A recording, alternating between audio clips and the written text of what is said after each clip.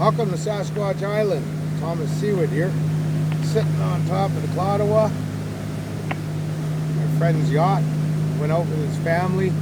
We called it the Victoria and Tom Spur of the Moment Sasquatch Expedition. Just spur of the moment, Ron said, "Hey, let's jump on the yacht.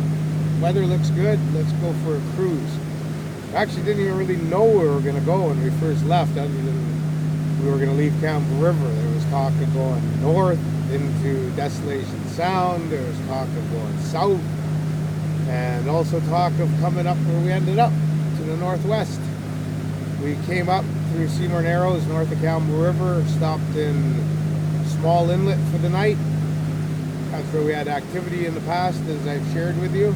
That was winter time though, during shellfish season. And the next morning we pulled anchor and we continued up towards Phillips Arm, up through Cordero Channel, past Blind Channel, and into this channel we're now southbound in, where we went up a little ways and hung a sharp right into Lochburl Inlet and went up there. It was the first time for Ron and his family ever to go to Lochburl Inlet, and as I stated, I've been there quite a bit in the past as a bear hunting guide. It was very productive trip because to me I was doing reconnaissance for the winter. I hadn't been in the inlet for a few years, so it was good to go up there and see that there is some new logging roads and logging slashes where they've logged. There is some active logging still right at the head of the inlet. But the winter time I see that we can go up there, and there's numerous beaches, of course, where there are ancient village sites and harvest sites of the Dzoonakwa tribe of people. These territories up here belong to the Kwakwaka'wakw in Lochburl Inlet, which is otherwise known as the Campbell River Dzoonakwa tribe members. We went up to Hayden Bay and pulled our prawn trap today and took a look in there. I used to do grizzly bear tours in there, and a good friend of mine who's from the Kwakwaka'wakw First Nation used to be the camp watchman for many years. I used to go up and visit him and, stop by if I was going up and down the inlet doing freight runs or ecotourism.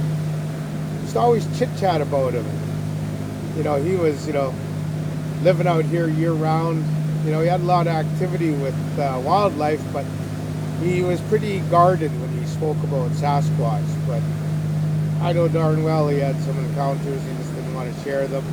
And that's normal. We don't press people that are like that. But Hayden Bay is a beautiful place. It's one of those rare rivers on our coast, and it's very small. That leads up to a lake and other streams that feed into that lake. But it has a run of sockeye salmon, otherwise known as reds to the Americans, that go there. And they're unique because they start running into the Hayden River in April, which is very early for sockeye here in the southern coast of British Columbia. I've been there in April and May, and they have an aluminum, I guess you could say a walkway, fountain fence, and you can stand there and watch the fish going up. And of course we went to the lake one time and you see the sockeye jumping and splashing, and there's ancient native pictograph painting on the rock wall there, a bluff. But that's what I wanted to talk to you about, is in this journey we had, we didn't see any Sasquatch or hear any, but that's alright. Not everyone is successful, as we know. But I got to look at low tide at these beaches that were cleared of boulders, and the beach being cleared of boulders called a canoe run, or in our language, lochiaway, clam garden. So the canoes won't be damaged from the boulders when they pulled up, before modern times, when the big houses were there and the tribes lived there. But it was also so that as the tide would rise with wave action, it upwells the nutrients and the sediment in the water, and it rolls over the rock walls that are horizontal at the lowest part of the beach at low tide, big low tide. And that nutrients goes into the decobbled and debouldered beach that is actively dug by the tribes that live there during the winter time, so the beach stayed fluffy, very productive for clams. Well, even here in 2020, there's still productive clam beaches, which Sasquatch has been known to use for harvesting cockles, its favorite shellfish, like a clam, and of course the native little necks, the horse clams, and the butter clams. But when I was looking at all of these places throughout our journey here, and I'm still seeing the odd one as we're coming into Greenpoint Rapids, there's a huge abandoned native village complex there.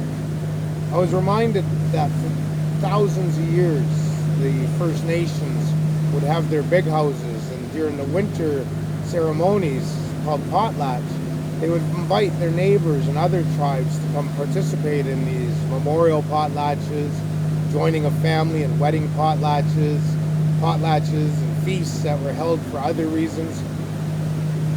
And you would see the chief during the potlatch open his family's box of treasure, which was all the crest they hold title to, kind of like this queep, this eagle behind me that's painted on the exhaust stack. But when you watch those masks and their outfits, which we call regalia, and you hear the song being sung, that's, I'm not fluent in my language of Kwakwaka'wakw or Dzoonakwa, but you know, I can pick up enough where they're telling an ancient family story. And of course, all of the families would share their Sasquatch story about Dzoonakwa.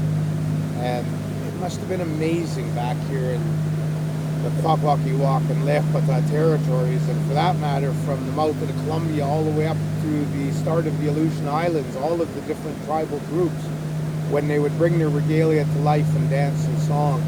And you would hear and see what an ancestor witnessed in regards to a Sasquatch.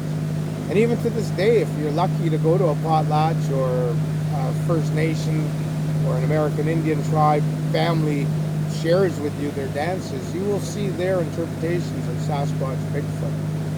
But in this journey today, I could just imagine what is lost, looking at those ancient village sites and thinking about what it was like when those big houses were there, and during the winter when they were having those great potlatches, and with a hollow cedar log, the pounding of baton with a deep baritone singing of 20 or more men, bringing that family's ancestors' account of seeing a Sasquatch to life.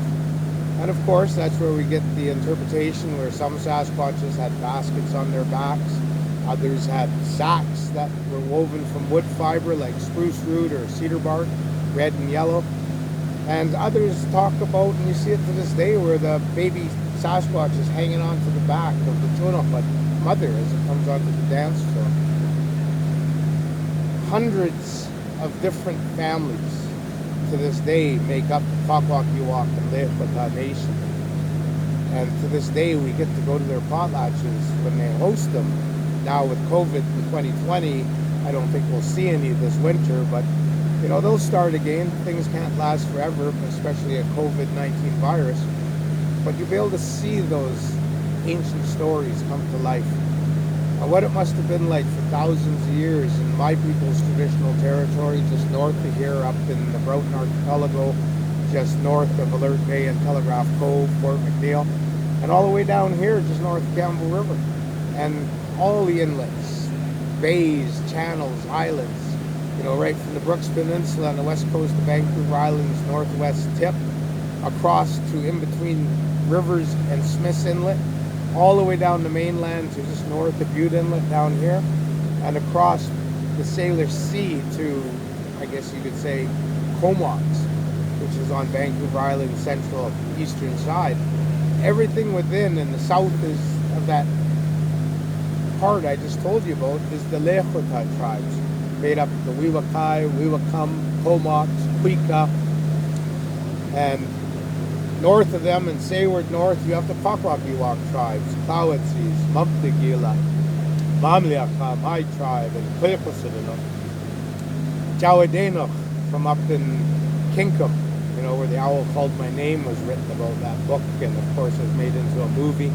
Then you have the that's the Jawadenoch, and then you have the Kwawenoch, which is Hopetown on the mainland, and north of them is the Nakwado, and then the Kwasala up in Smith's Inlet. Then over in the islands off the north part of Vancouver Island is the Chatsaslikwala. Just southwest of them is the Wallace Quadgil from Port Hardy, the Numgis from Alert Bay, and over in west coast, Vancouver Island, Brooks Peninsula, northwards, you have the Koskomo, the Matsino people. And every one of them had many, many different family clans and family units that would have those juxies, those big houses. And during the winter, the potlatches, and of course Dzoonakwa. Their family Sasquatch stories came to life. So I just thought I'd share that with you as we're journeying home today. Behind me is the rainforest, the coastal British Columbia. Over there where we just left, the mouth of Loch Barrel Inlet. Now we're heading south, and down below us is Sonora, that big rich people's fancy resort. And tonight we will be in Campbell River, and the trip will come to an end. But stay tuned.